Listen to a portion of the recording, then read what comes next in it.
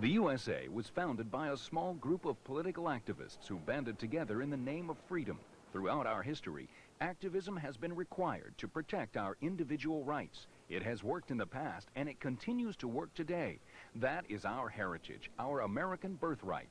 The vast majority of Americans wish to express their own views, but sometimes they seem to be overshadowed by minorities that are so vocal and so united and so organized that it warps and changes the whole concept of majority rule and majority government in America.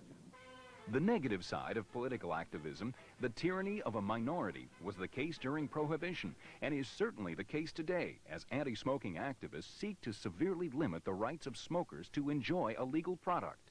One such tool of anti-smoking activists is legislation seeking to restrict or ban cigarette vending machines. Cigarette vendors and cigarette vending machines have been targeted all across the country for elimination through local regulation and ordinance. The elimination of cigarette vending machines is an attack on the free market system. It's also an attack on your right as an individual to partake in a legal product. Vending machine owners are business people who contribute to local economies by creating jobs and paying taxes. But the vending industry, particularly those who sell a legal product, cigarettes, is under attack from politicians and anti-smoking activists who unfairly accuse vendors of selling cigarettes to minors. That is not the case. State laws in almost all states prohibit the sale of cigarettes to minors. And since 1962, coin operators have voluntarily conducted their business under an industry code of self-regulation designed to make sure cigarette vending machines are not a source of cigarettes for minors.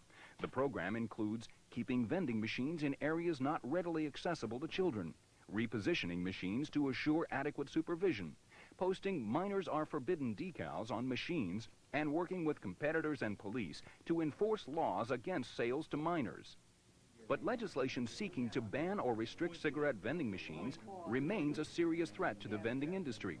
Since 1987, there has been an increase in the number of proposals. However, particularly at the state level, vending machine owners and the tobacco industry have been able to work together successfully to defeat a large portion of these bills. Banning something doesn't necessarily mean it's going to go away. So I don't think by just eliminating the machine that you're going to eliminate the problem.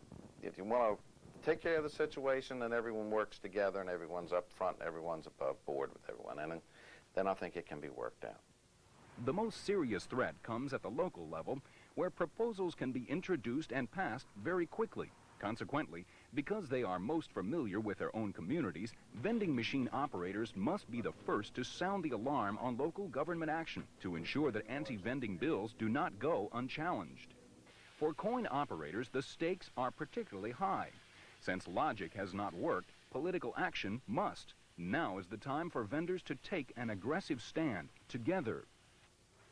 The issue is simple. In the free market economy of the USA, coin operators have the right to sell a legal product, cigarettes, in a responsible manner to adults. But vendors must speak up to be heard. Since anti-vending bills are most often debated and legislated on the local level, that's the place to begin. Call your legislator, introduce yourself and your business, get to know local lawmakers. Be sure to tell them about the positive contribution vending machine operators make to the community.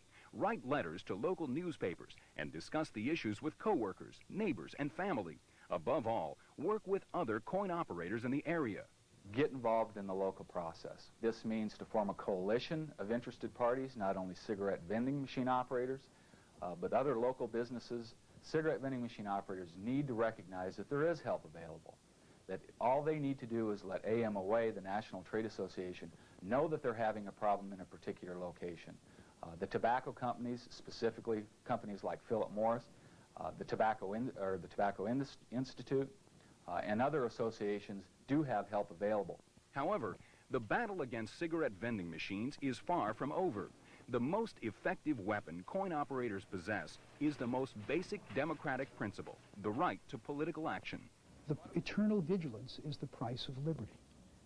If we're not vigilant about our liberties, we're going to wake up one day and they're going to be gone. And so no one should be ashamed of speaking out vigorously for the political ideas that they believe in. It's the American way. Well, there are lots of reasons why people need to speak up. I suppose the first and foremost reason is they have a moral obligation as conscientious citizens to say their piece. Otherwise, democracy has no meaning. This is Mike Morris.